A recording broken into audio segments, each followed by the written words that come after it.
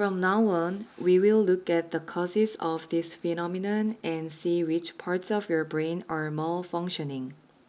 To do so, we need to know the functions of orbitofrontal cortex, caudate nucleus, and cingulate gyrus that I mentioned above.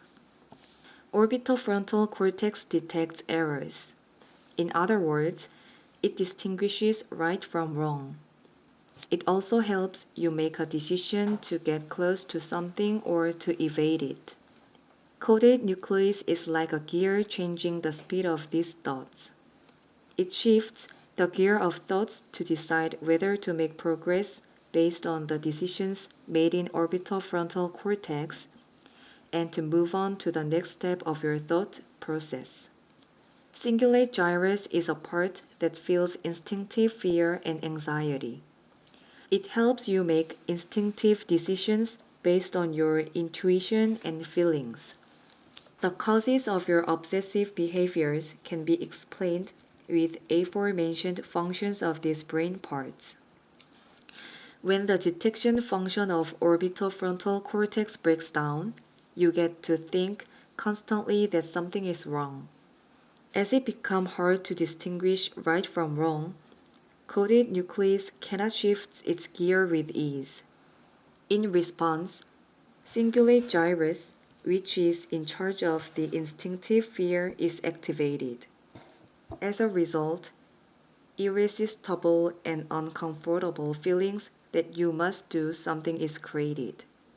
The reason why you cannot overcome your OCD just with your willpower is that your cingulate gyrus is in a stimulated status.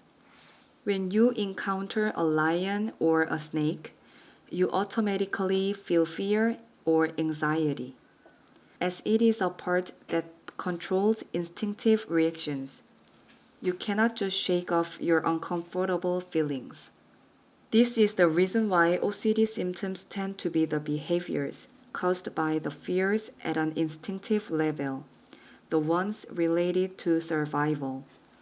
To ensure one's safety is one of the most primitive reactions for survival. When you think about past incidents of contagious disease outbreak, it is no wonder that we feel the fear of contamination as a primitive reaction. The fear of mutual trust breaking is also related to one's survival because you can be at risk of your life when you are socially exiled. This is the reason why OCD symptoms manifest in forms of patients continuously checking, cleansing, and doubting. I cannot say that every symptom is as such, but certainly a large portion of OCD symptoms are connected with the fear at an instinctive level. This is also related to the fact that most of OCD patients tend to show nervous reactions to death. A matter of life and death is a primary concern for them. At times, when they become too sensitive to the issue of death, they develop hypochondria. It is like they are getting contaminated with their own observation of fear and danger that other people are in. I myself once had an experience similar to this. It was a day I was pondering on the issue of OCD. Somehow, I felt that there was a strange smell in my house. I decided to light a scented candle and leave, as I had to be out for about 3 hours. This was to solve the issue with the strange smell. After lighting the scented candle, I cleared its vicinity to prevent fire, left my house, and started my car. Suddenly, I felt a tremendous amount of anxiety. What if something goes wrong and my house burns down? There still can be a 0.1% chance of fire. I was so terrified and anxious that it felt like my body was burning up.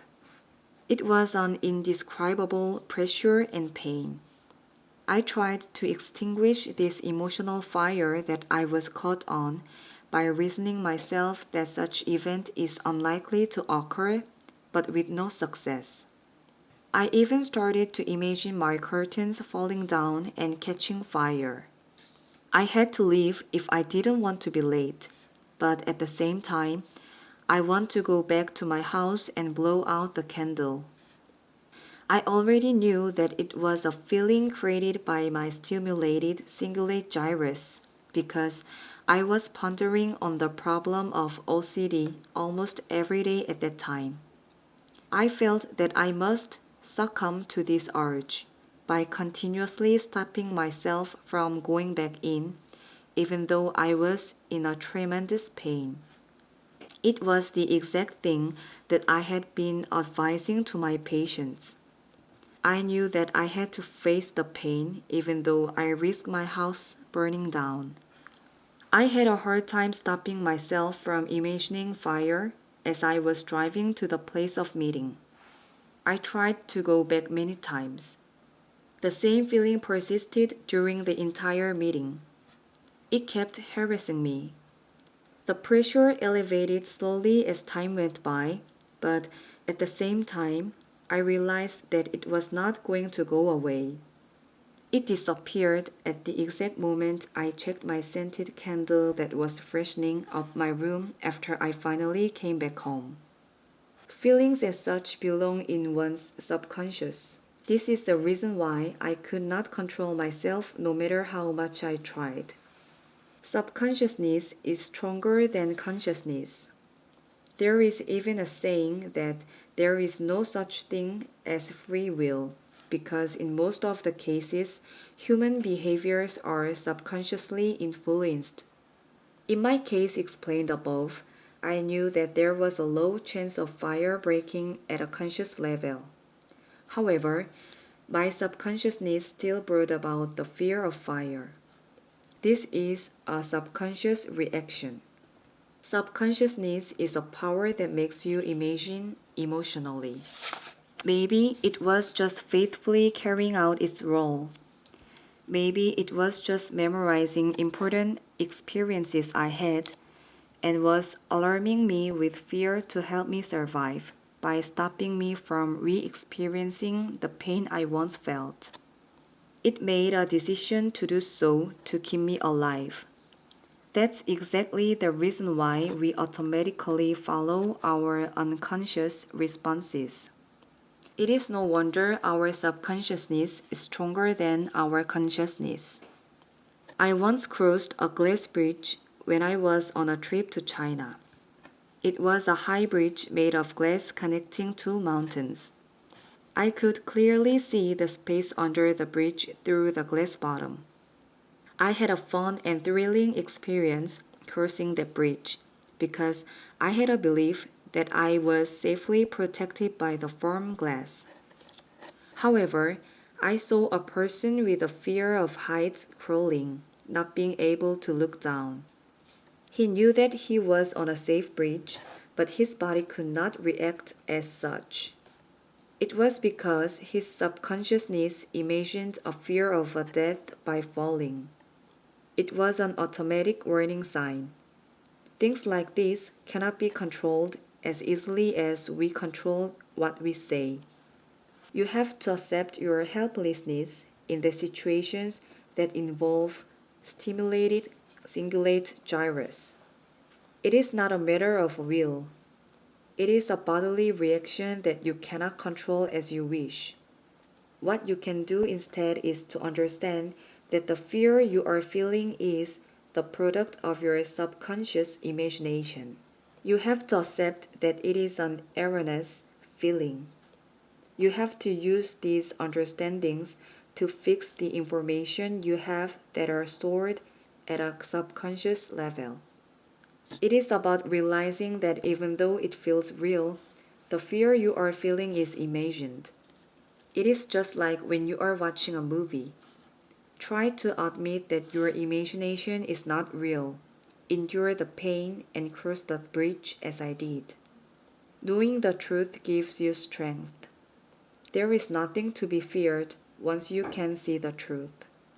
We can do bungee jump only because we believe that it is a safe activity, because there is a safety rope to catch us when we jump down. We won't be able to jump if there is no such safety device, or we can't trust it even if it is there. It will be an impossible thing to do. Realization like this will help you restore the function of your caudate nucleus. When your automatic gear system is broken, you have to employ a manual gear system. Realizing is crucial to overcoming mild obsessive thoughts and compulsive behaviors. There is no need for you to blame yourself for not being able to control your OCD. It is a brain dysfunction caused by certain psychological causes. Naturally, you won't be able to control it. You have to accept that you are helpless in dealing with your OCD. You have to accept it as it is. False expectations will only cause you more pain. You need to change your viewpoint too. You need to focus on the things you can do to fix the dysfunction. You need to find the things you can do. Blaming yourself for your inability to control and being anxious will only intensify your symptoms. You must understand your situation based on the scientific knowledge on our brains.